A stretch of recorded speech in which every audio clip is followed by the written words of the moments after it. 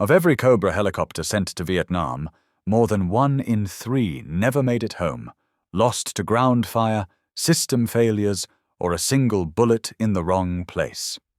Designed in just 8 months for speed and firepower, the Cobra's sleek profile and minimal armor made it as deadly to fly as it was to face. How did the world's first dedicated attack helicopter become its crew's greatest gamble? And was this catastrophic loss rate inevitable by design?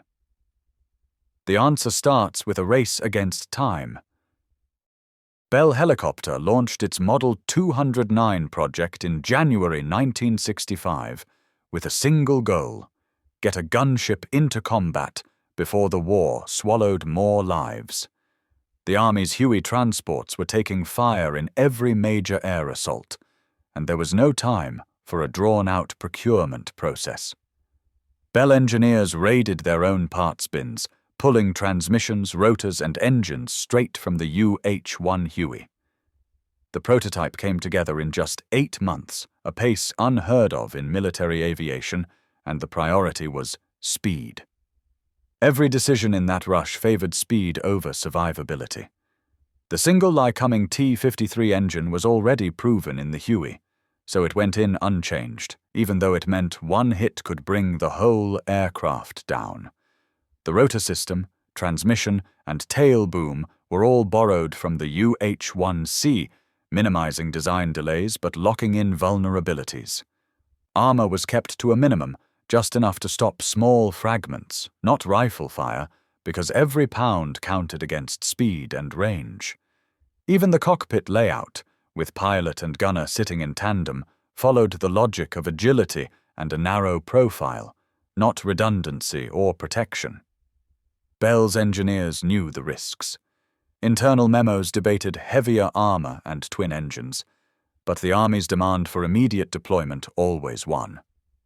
By April 1966, the Army had ordered 110 Cobras off the drawing board, betting that firepower and speed would outweigh the dangers built in by necessity. The decision put deployment ahead of extended survivability testing. The AH-1 Cobra's silhouette measured just 3.5 feet across at the fuselage, barely wider than a man's shoulders. That narrow body let it slice through the air at over 170 miles per hour, presenting a slim target head-on. But the same design left the pilot and gunner exposed, with little more than thin aluminum and sparse armor panels between them and incoming fire. The tandem cockpit, with the pilot behind and above the gunner, improved visibility and kept the aircraft agile. Yet it also meant both crew members shared the same fate if a single round struck the center line. At the heart of the Cobra sat a single Lycoming T-53 turboshaft engine, the same model used in the Huey. This engine was reliable in peacetime, but in combat it created a single point of failure. One lucky shot, what crews called the Golden BB, could silence the engine, leaving the aircraft powerless and forcing a crash landing, often behind enemy lines. There was no backup. Armor was kept to a minimum to preserve speed and range.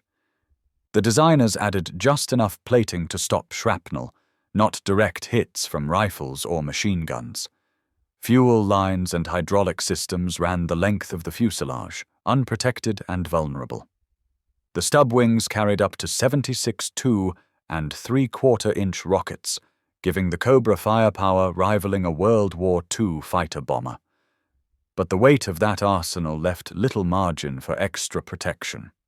Every feature that made the Cobra fast and deadly also introduced a new way for it to fail catastrophically under fire. Attack runs in Vietnam meant flying the Cobra low and fast, right into the teeth of enemy fire. Crews hugged the treetops to spot targets and avoid radar-guided guns, but that put them squarely inside the ballistic envelope of AK-47s and machine guns. Within 400 meters, a single rifle round could reach the tail boom or slice through the exposed fuel lines running along the fuselage.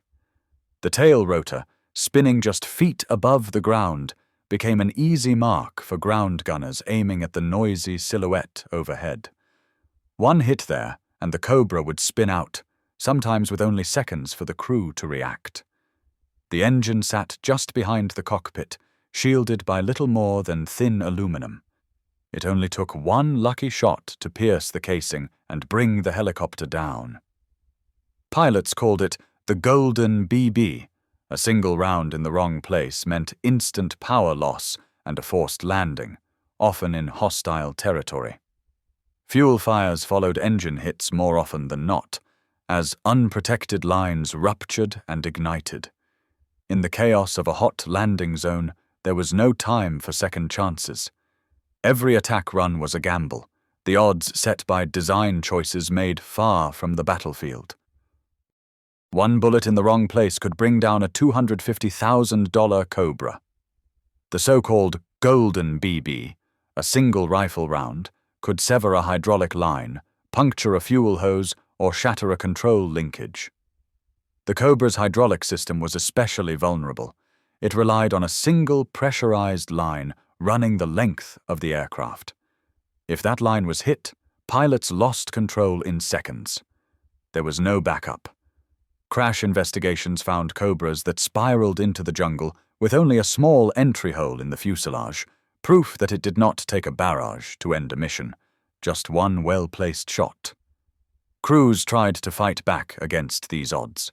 Some lined their seats with sandbags or bolted steel plates scavenged from damaged vehicles to the cockpit floor. Others rerouted hoses or wrapped them in whatever scrap metal they could find. These field modifications sometimes helped, but they could not change the basic reality.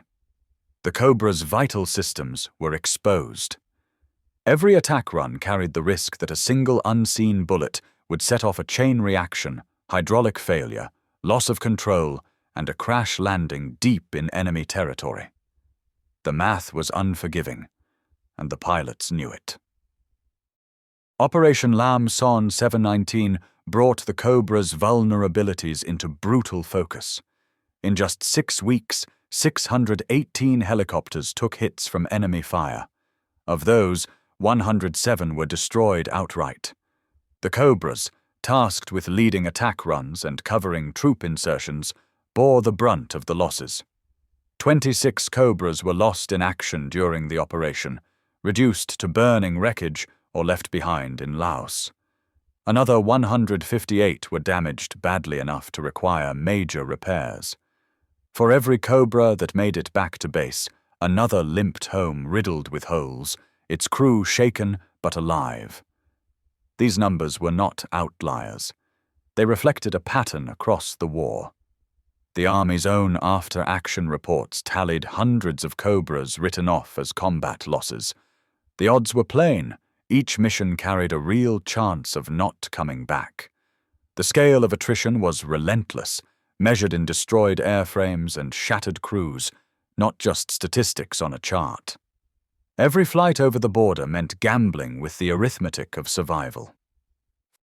5 Cobra pilots received the Medal of Honor during the Vietnam War, 3 of them posthumously. Their missions were flown through what survivors called a wall of tracers, a blur of red and green rounds rising from the jungle, so thick it looked solid. In the cockpit, every sense was on high alert. The thump of the rotors, the smell of cordite, the radio chatter cut by sudden silence when a call sign went down. Some pilots described the experience as flying into a furnace, knowing that any second, a single round could end the mission and their lives. One surviving Cobra pilot said, "You knew the odds. You flew anyway. That was the job." The Army recognized this sacrifice, but for most crews, recognition came only in the numbers. Aircraft lost, friends missing, missions that never returned. These were not abstract risks. They were the lived reality of every attack run. The heroism was not in the medals, but in climbing into a machine that offered almost no margin for error, and doing it again and again until the numbers caught up. Every modern attack helicopter, from Apache and Tiger to Ka-52, flies with lessons written in Cobra's loss rate. Survivability is now engineered, not assumed. Yet as military technology races ahead, the balance between innovation and protection remains fragile. What we fail to armor today may decide tomorrow's battlefield cost. Share your thoughts below.